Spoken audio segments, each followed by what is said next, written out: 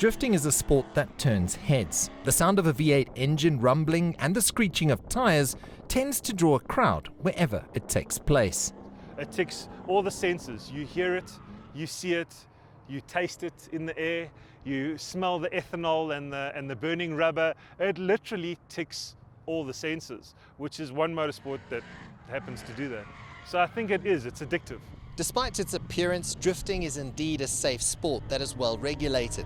Every precaution is taken to ensure the driver's safety, allowing them to focus on what matters most, and that is controlling a machine with 600 horsepower, driving it sideways around a skid pan like this while making sure that it doesn't spin out of control. There's no other adrenaline rush quite like it. The thrill is exactly that. You are sliding a car.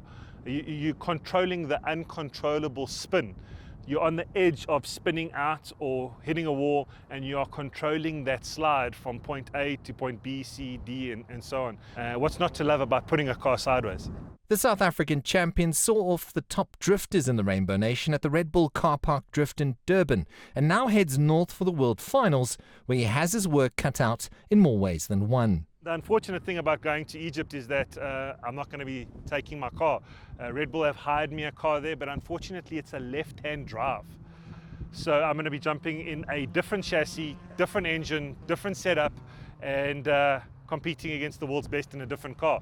The former South African champion water skier is expecting a similar course layout in Egypt for the grand finale and can't wait to showcase his skills. I think they're going to tweak certain sections to make it more difficult for world finals, but I think it's going to have the same things: the spirals, the barrels, the paddles, and all the different boxes, and I think it's just going to make it very much more technical, and I think it's going to be challenging. You know, it's the winner of every single country around the world, and this is the right way to have a world championship.